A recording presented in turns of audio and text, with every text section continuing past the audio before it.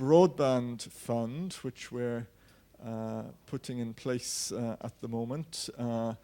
If you ever wondered, can CEF, the Connecting Europe facility, and EFSI, the European Fund for Strategic Investment, work together, or are they filling competing spaces? I think this fund will be the demonstration that they are complementary to each other. They serve distinct needs and can serve them together in a single structure, because this will in fact, as well as deploying the main firepower of the broadband heading of the Connecting Europe facility, it will be the first investment platform under the EFSI, sometimes known as the Juncker Investment Fund. Where are we?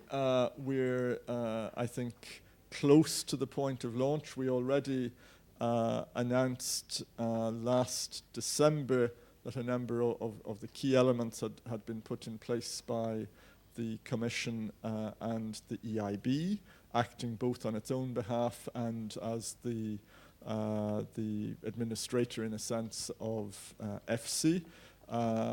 We have, since around the month of April, confirmation that Cube, represented here by Henri Piganeau, just on my left, would be the fund manager. We also announced last December the support in principle of 3 national promotional banks, KfW of Germany, Caisse de dépôt of France, and Cassa dei Prestiti of Italy, and that is crystallizing in terms of discussions on the detailed governance and terms.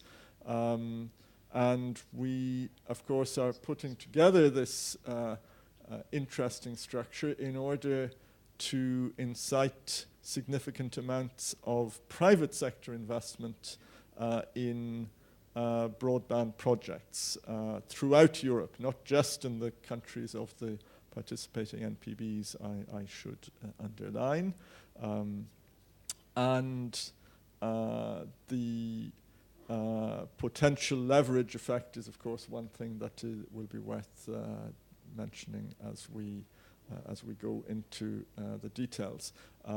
This is a fund which, as Henri will certainly explain in a bit more detail, likely to fill a market gap which is particularly felt where EFSI on its own or debt support on its own would not be sufficient, where you need more equity-like support for risk as well.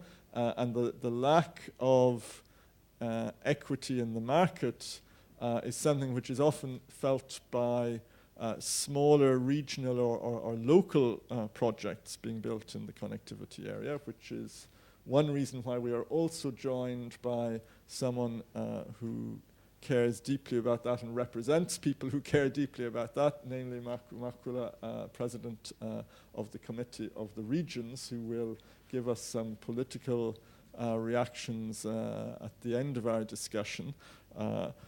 But why listen to a once-upon-a-time lawyer talking about an investment fund when you can hear a fund manager talking about an investment fund? So I pass the word to Henri to tell you how it will really work, how we are developing an exciting layered investment fund. I think that's also a first in terms of European public investment funds, and much more. Henri, please. Thank you, Anthony.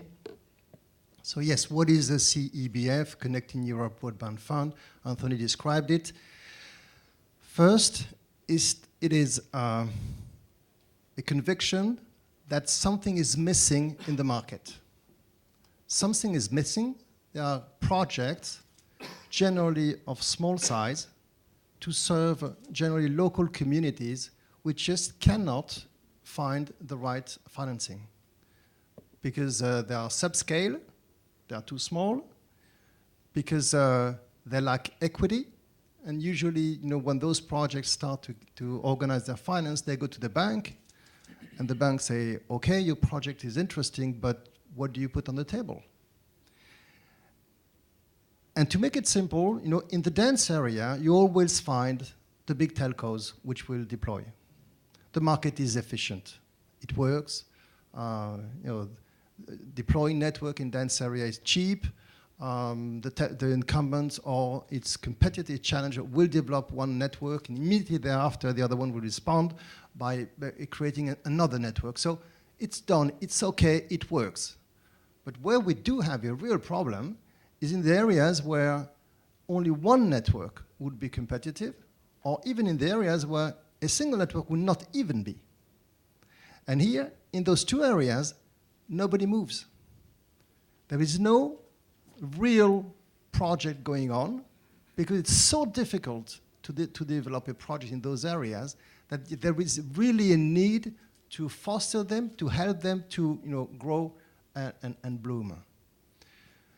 So the idea is here to provide additional equity to local entrepreneurs, to small projects that can deploy merely open access networks, because we believe it's impossible for an entrepreneur to create a vertically integrated telco from nothing, but it's possible with the help of the local municipalities, with local political support. It's possible to create a network that will then be used by all the telcos to access the end customer. And I think the idea of the Commission, the EIB, to create that fund is really brilliant, because otherwise, just nothing would occur. It's not the interest of the big telcos to deploy in those areas. Their interest is really to concentrate where the battle is fierce, in the cities, or where there's the highest return. But in the rural areas, we need to organize something. And here the initiative is very original, because the idea is to merge into a single instrument many different objectives. First, there is the idea of having a political support and even financial support from the EIB and the Commission, at the same time having private investors to really create the discipline of the investment. So it's, Anthony briefly explained that, it's structurally a little bit complex. You have several layers, maybe it's not of interest for everyone, but there are several layers of shares, with some shares will take more risk and will take possibly more return, and other shares take less risk and less return, in order to give a full blend of possibility to investors, and the EIB and the Commission positioning themselves as a first loser in case of problem, and as a consequence, giving support and financial strength to that fund. And that would allow that fund to go in areas where possibly he couldn't do if this public caution, public policy-driven caution wouldn't exist. At the same time, we have the discipline of a private investor. We are paid partially by the results of the investment, so we clearly would select not the project which have a strong political push, or not only, but the one who have financial common sense. So having said that, you can realize that it's quite complex to put on the same table public institution, private investors, a private fund manager, and clearly there's a lot of mutually educational process which has taken place. Maybe it took too much time, but we are there now, and we are currently starting the fundraising of the pure private part. The first market test that we made is, I would say it's encouraging. So we hope to have the fund up and running this fall, let's say, to be on the safe side, and able to deploy equity immediately thereafter. So what is the target size? The target size of the fund will be 500 to 600 million euros. It's a lot and a little. It's a lot because 500 is a lot of money, but At the same time, what we need to deploy FTTH across Europe, figures varies from 100 to 160, 200 billion euros. So 500 is just a piece of it, but it's a piece that will be carefully designed and spent. It will be preferably in small, medium-sized tickets, 1 million as a minimum, and 30 million, 30, as a maximum per project. And the idea is not to be in the running seat, as some funds would do. He is more to be an enabler, facilitate access to equity by giving the good example to other investors, but lead the entrepreneurs and some other sponsor investor take the lead. I think as an introduction is possibly enough. I would be quite happy to respond to questions and to our discussion. Okay, thank you, Henri. Do we already have some curiosity in the audience to take any aspect of that a bit further? And yes, I think I saw one hand there and another one just behind thereafter. And then a third, so we take it across the room. And it would be great if you could mention your name and your affiliation, so we... Good evening, my name is Anthony Bosch. I'm coming from Prysmian, the largest cable and fiber optic manufacturer in Europe. I'm a little bit interested in understanding a little bit more which will be the criteria to select the projects or the KPIs that you will be looking at. You have mentioned that the deployment of the network must be fiber to the home, but what sort of connectivity will you require for these projects to be awarded or granted these loans? A minimum of a speed to meet the digital agenda targets, or what you will base your decisions? Thank you. Yes, first a clarification. Most of the time it will not be loans, it will be equity. So we're not lending, we are participating as an investor, we are investing. The criteria, we are technology neutral. At the same time, the idea is clearly to support the digital agenda. So fiber is not the only solution, but clearly will be the preferred one. Now it will be on a case-by-case basis. We have to assess every project as it is, and look at the sustainability of the technology if it would not be fiber-based or partially fiber-based. And at the end, it will be a judgment. An investment committee makes its judgment with there is not one single criteria. It has to be a profitable project and serve the digital agenda. Thanks, Henri. You have the mic. Yes, thank you very much. My name is Vasilis Mongoledis. I'm from Greece. I have to apologize because I'm dealing with research. I work at General Secretariat for Research and Technology. I really find it very interesting, but please apologize. I apologize for making probably stupid questions. But as you probably know, Greece has a lot of islands, some of them far-reaching. It is the case that you mentioned the private sector is probably not willing, is not willing to invest in these islands. Is there a chance for these islands to have, I see the regions, so there must be a purpose for the regions to be here. So is there a chance for these islands to benefit from this fund, and how could you make it more tangible, at least for me? What is a project in your knowledge, in your mind? Thank you very much. Okay, so an island, it's both a local community and something that needs to be connected to the mainland, to make it simple. The connection to the mainland can either be submarine or satellite. Connectivity, and that level of connectivity could enter into the criteria of CBF because it serves, it serves the digital agenda. Submarine cable could be a good project. incidentally, this morning there was somebody, I think it's vice president, who spoke about a cable from Brazil to Portugal, Portugal to Brazil. Here, clearly, in your case, it's even better because it's inside Europe as opposed to Europe connected to the outside. But yes, it could be a project. Let's be realistic.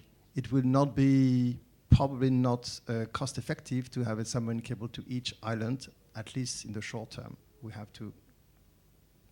And there's satellite.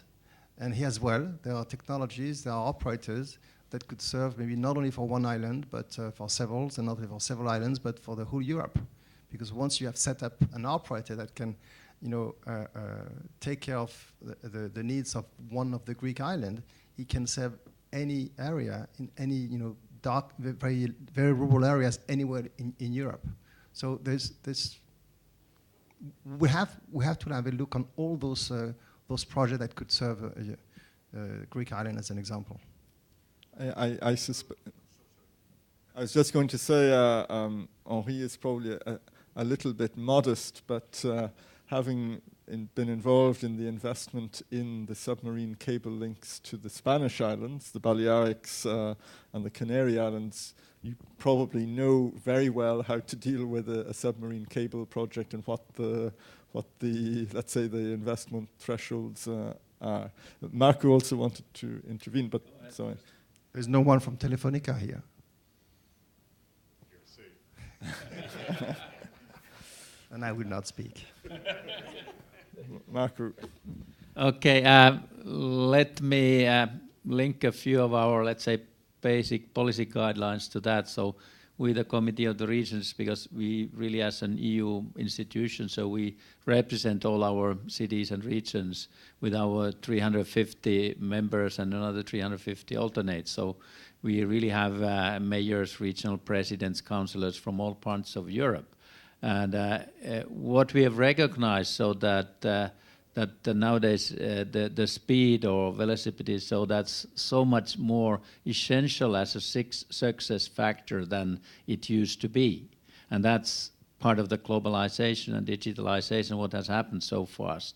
So we have stressed heavily within the last couple of years that we want to encourage cities and regions to be forerunners, pioneers on taking their actions, so tackling these societal challenges. And one of those is really how to have an access to the latest knowledge and how then to encourage both through the education system, but through the general public libraries or what we can provide through the net, so as well, so that we can get the citizens to be more really kind of moving to the mentality of co-creation, collaboration, so that they are independent of where they live, so they are really connected more with the other people who have the same interest.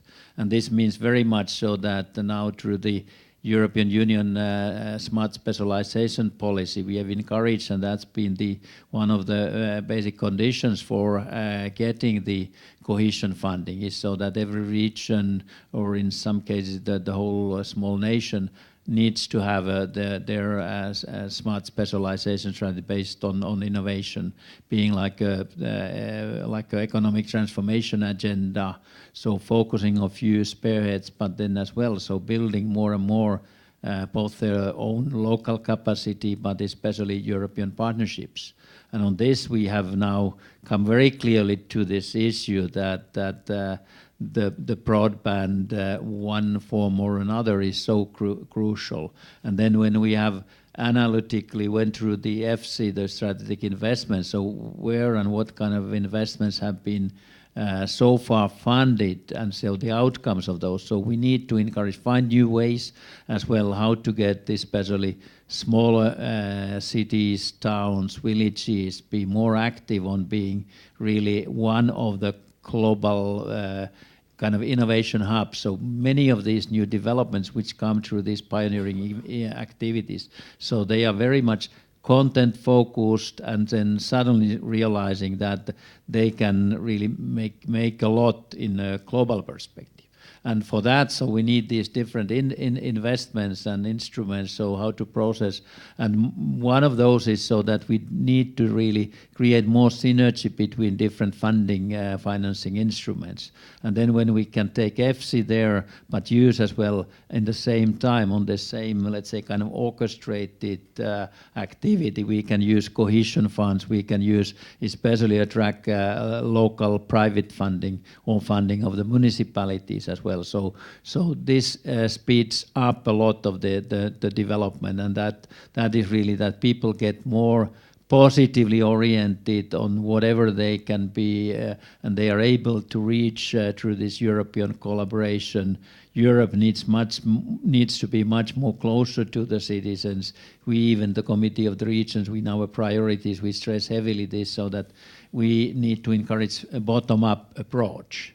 And that means a digital single market, or actually fully functioning digital single market. So this roaming issue today has been a very good example of what can be reached, but we need to be moving much faster to the next phases. And on this the whole issue of the broadband fund is very, very essential. But we need good examples, good cases where we combine different funding instruments, different local activities, and that's very much we need to come from the content itself. So what does this digital economy really mean, and what that opens up for people in very different parts of Europe, remote areas as well. And there we are really now moving and very fast, so we need to bring these practical cases, good examples, best practices, and learn from those.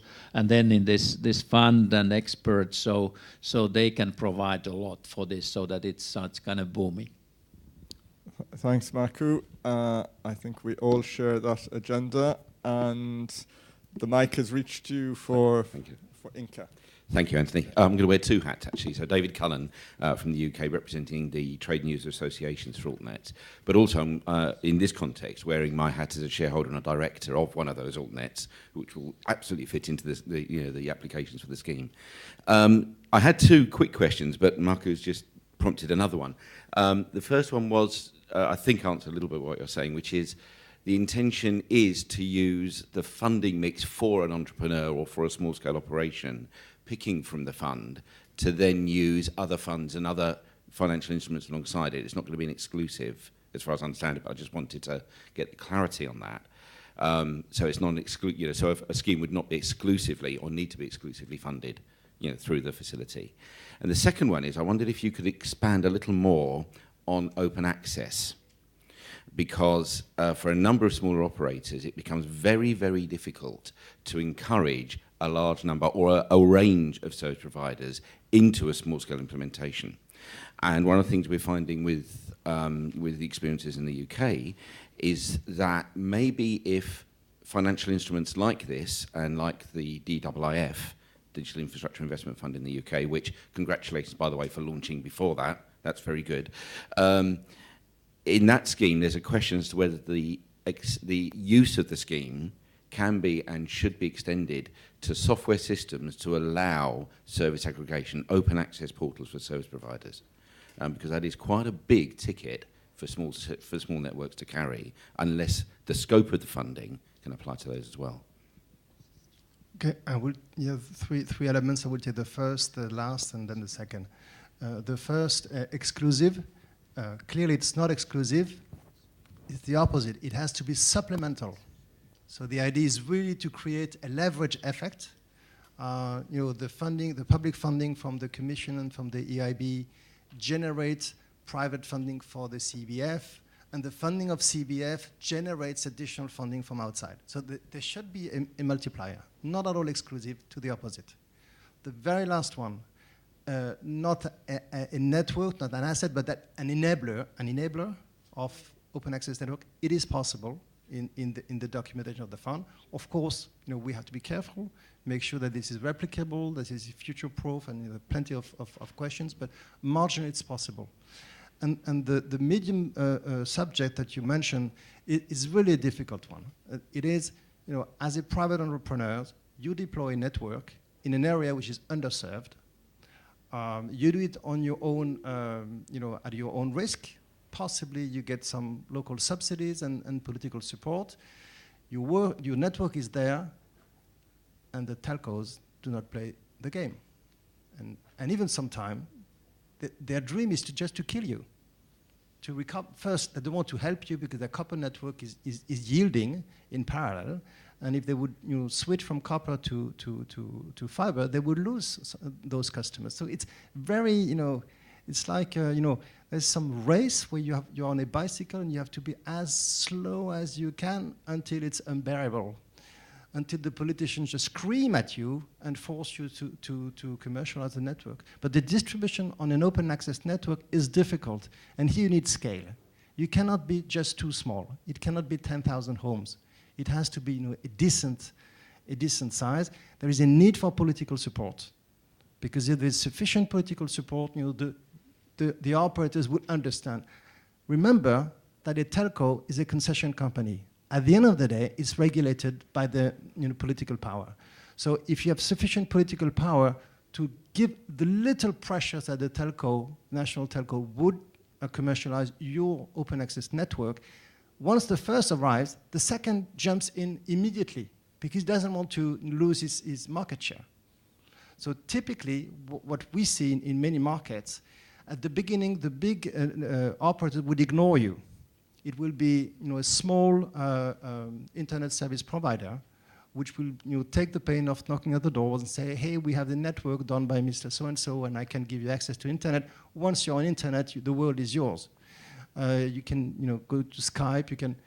That would be a service which would not be optimal in comparison to the service of the big telcos, but it will be great as opposed to just nothing. And those guys will take market share, and once they get to 15%, cluck, the incumbent just comes in, and the challenger of the incumbent as well. But we should be realistic in terms of the penetration curve. How fast will that penetrate?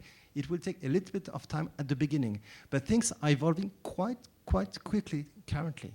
I think there's many telcos which were by essence or by DNA opposed to the open access network, which now are realizing that they don't need to own the cow to milk it. So rather than, if they can leverage on an existing network, if that network is fully interoperable, which means that from a customer standpoint, or the operator at the telco doesn't even know that it's serving that customer through an open access network. It's like a telco's customer. Then you really can do it. So I think your point on the software is important, because you have to be on the very first class software, so that it will, the big telcos will accept to commercialize you without any difficulty. I think one of the many drivers of the possible change in perspective on this, or two of the connected drivers are, first, net neutrality rules, and second, convergent offers with much more focus on content. As the retail proposition is one where you can't advantage yourself in the way that you manage the network, and your retail proposition is much more about added value services, the question, do you own the cow or not, becomes a little bit less strategic, perhaps. Let me add a bit on that, because what you said is really true. But if we then add there something that the political decision making can make a difference. Let me take maybe 3 examples, very short, from Finland. So one was 20 years ago, we introduced a new law about the public libraries. And the parliament, I was a member of parliament, and in our committee for science education, we added on that, so that one sentence, so that the role of libraries is to provide services and guidance for use of internet. And it was a big political debate. Is that so opening up new business opportunities, or what does this mean? Who gets the added value out of this? Another example, about 10 years ago in Finland again, so we introduced a law of all public data that's provided by financial support from the government or cities. And so that needs to be transferred to open data. And that has now had a huge impact on thousands of apps and so on, creating a lot of new startups, some very, very successful, but it has changed the mentality among the people. Take an examples of how we have the guiding of the using of public transportation. What is the shortest road and what is the best way to spend less time on if I want to get from one place to another? And so it's everything is now in your mobile. Tickets as well and so on. And another link to that is really that how we can speed up these businesses, and they need always the broadband and more. So there's becomes a reality that someone can and will want to invest more on the broadband itself, especially if we have something that kind of catalyzing. And there we come to the third point example that we are working on, so that with my city Espoo, the western part of Helsinki metropolitan, so we have the Nokia head office and the big research center in the area of about 10 hectares. And we are now have made a master plan for 200 hectares around that, where we have the railroad ring 2 and where we are developing the whole. And we want that area, due to the historical reasons, to be a forerunner in circular economy. But we need digitalization on that. All elements, what can even be dreamed to be digitalized. So how that supports this development. So now we have a joint agreement with major companies there, with the funding agency of Citra as well, so that we will develop this as really a forerunner on this circular economy through digitalization. And there we are going to talk now about what can be the investment so that to catalyze, so that we could again kind of speed up this development.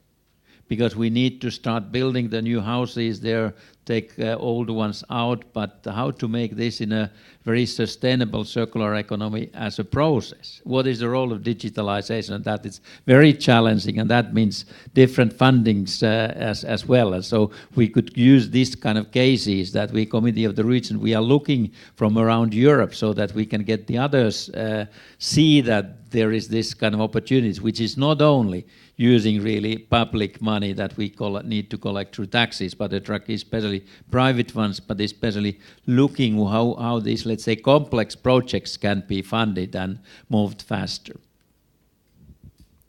Thanks, Markku. Well, also a little gem from Henri's CV. I think you were involved in putting together the Albertville Winter Olympics. So you know a little bit about putting together a complex infrastructure project. And it seems if you organize a Winter Olympics, you are then later called to do very challenging things. It's either the CEF Broadband Fund or being the Commission lead negotiator for Brexit.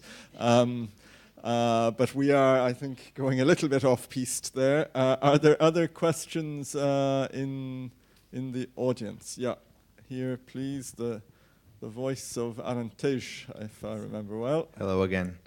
Just a quick example to understand if it fits on this funding.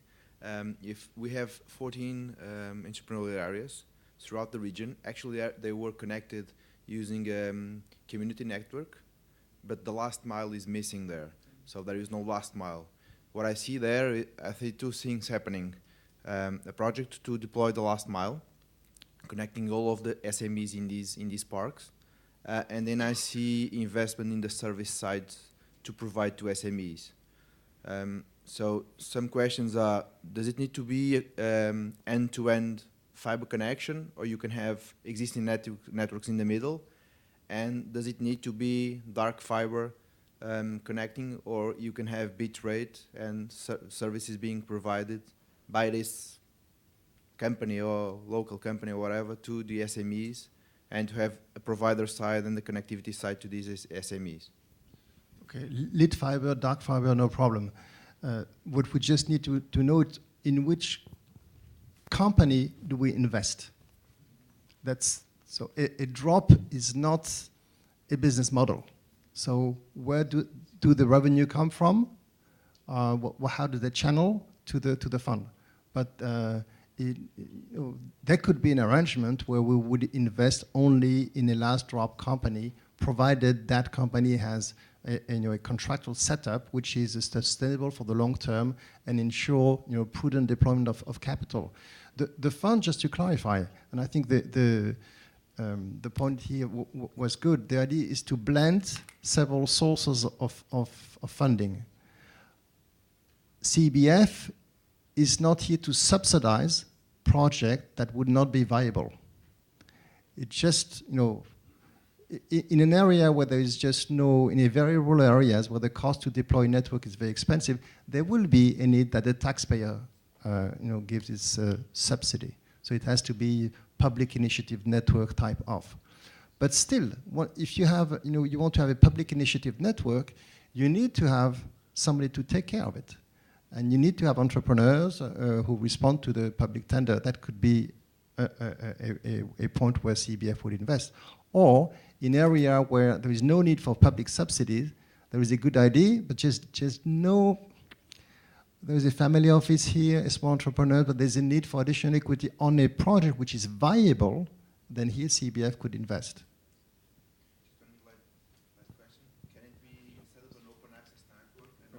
So we'll just wait for the mic so that those Can it be an open access network? Can it be an open service network? Let me explain. Instead of connection, instead of telcos using it for connection, service providers use it for services to SMEs. So not a typical open access network. But honestly, I think it would be outside of the scope. We'll have to look at the detail of the mandate that we have, but I think it would be outside of the scope. But then what we could do is so that we bring some of the forerunner cities, municipalities to take that kind of, let's say, approach. So just taking again, so an example from my own, let's say, where I live in Espoo. So now we have a process where the private company is investing, bringing the broadband there. Every household we need to invest 2,000-3,000 euros on to getting that, and then we get really better service, much better service actually, and then a bit lower prices compared to what we pay at the moment. But what is really missing, so there is a big opportunity on the content side, what kind of additional services we could organize there, and then we are looking in our thinking there at the moment, what could be the new role of the city? Can we really be an enabler for getting enthusiastic, especially younger generation people who have established their startups, who are doing their business, who would make with this example case a big profitable business, then not immediately, but getting people to recognize that this open access to this kind of network and using the existing databases and creating through that new services, there could be a really booming up first step. But we don't normally have this kind of actor at the moment, so who is having the both, let's say, the role of the architect on the content side or business perspective. We need preachers, we need curators, kind of create that kind of new mentality there, and there maybe this new fund can really play an important element. We, with the DigiConnect Committee of the Region, we are now forming this, let's say, platform to look this more carefully. We'll have 12 of our own members with their experts coming from different parts of Europe who are eager to develop the kind of conceptualizing perspectives further on. So, and then maybe that can bring a lot of new customers for this new development and this fund, so that it really can be a very crucial element in the kind of moving to fully functioning digital single market. Thanks, Marco. Do we have any other people looking for the mic? Not that I can see, which allows me to put a question which I was thinking about, but I didn't want to monopolize Henri. But taking up a little bit from what you were saying, the structure of the fund puts in place a public loss taker if needed. The Commission in the first place, FC, EIB in the second place. But of course, we are in a market which is rather underdeveloped in Europe, that of pure or semi-pure infrastructure investment in broadband. Do you see the market responding if you make some well-chosen investments by, in fact, doing similar things without having to have a public loss absorber in future funds? Is that part of the emulation effect that we could create to show that it's possible and that all the tiers of capital get their money back? I think the first loss is a question of vocabulary, because I don't expect to have any loss. I'm happy to hear it, because I'm first in line. You know, and by the way, my interest is that there is no loss. Otherwise, you know, I don't get paid, or partially. So clearly, I'm aligned with you or with the Commission to the. So, it's more a question of risk adverse versus risk taker, and I think the Commission is in its role to be a risk taker, but it's not in its role to lose money. So we are here to support your willingness to take the risk a little bit ahead of other investors, just to lead and take the lead, which I think it's perfectly respectable as a public entity, and have the full leverage of the private equity, which in this moment may be a little bit more timid, because there is no benchmark for what will be the penetration of fiber.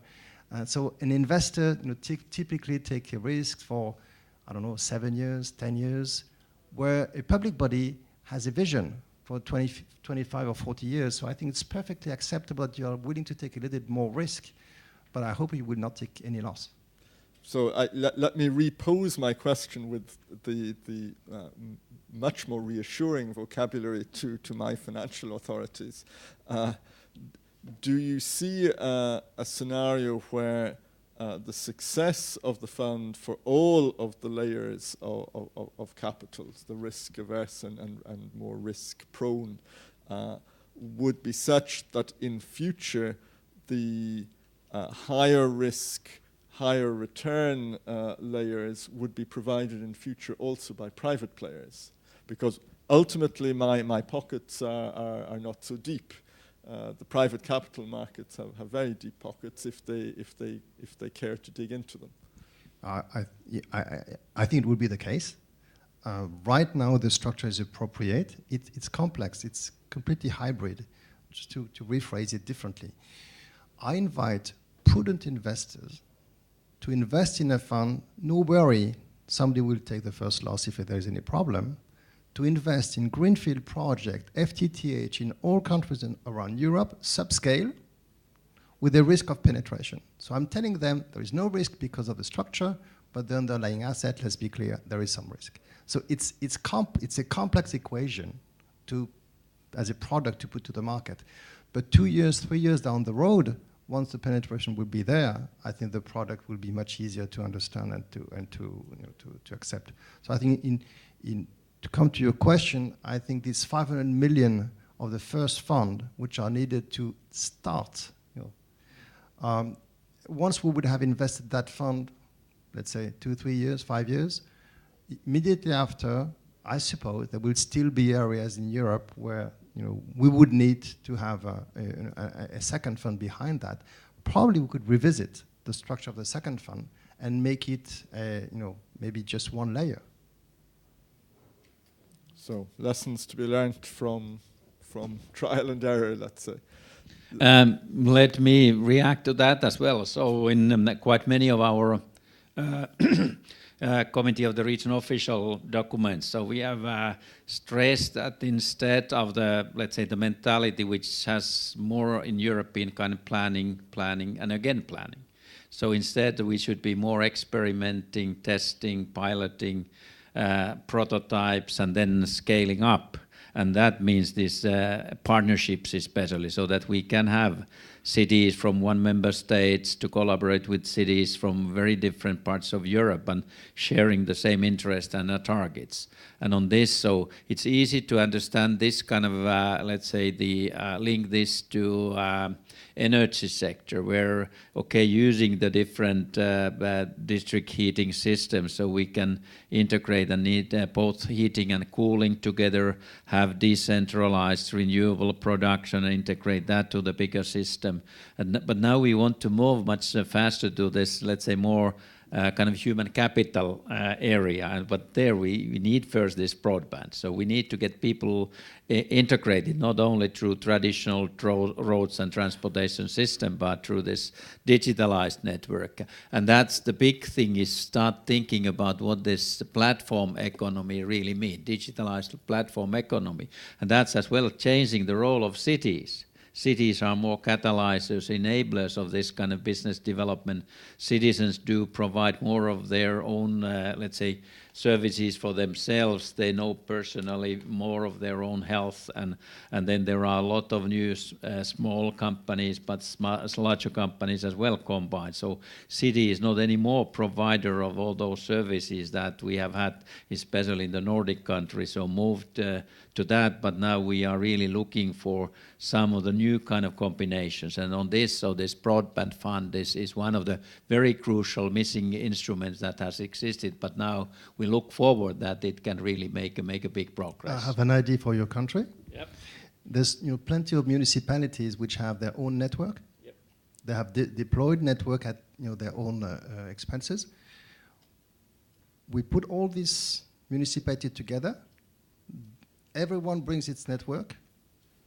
The fund will put additional equity in the common company and will deploy more in the suburbs of the cities and more cities to come. Because if we just let each city do its own network, it's not efficient. It's subscale. You cannot have a network operating center for 10,000 people. That I'm ready to operate with that. So especially due to that, we need a certain kind of mindset change. So too much every city council, the board is operating in their own box.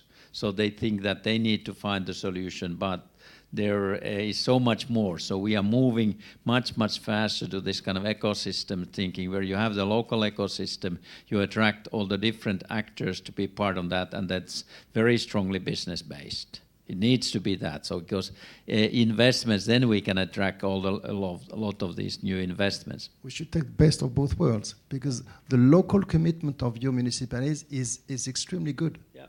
And that's an asset. We should keep that. Yep. But at the same time, give coherence, give scale. One of the key words of the broadband heading of the Connecting Europe facility is replicability, that we find local models, but which can be reproduced or perhaps aggregated ex post at scale, as we have already had the experience with the broadband project bond in France, which I think had some of those features. I'm afraid, ladies and gentlemen, if you thought there would be fireworks, we have been disappointingly consensual, but there will be fireworks, I understand, this evening at another place in the Upper Baraka Gardens, and the social event will start there in just 10 or 15 minutes. So I think we have reached we have overdone our time slot. So thank you all for coming and for engaging. Thanks to Marco and Henri for both a local political and financial perspective, and seeing a little bit how the two will interact in the development of the types of projects that the CEF Broadband Fund will in fact engage with. And off to the drawing boards and prepare your projects. Thank you very much.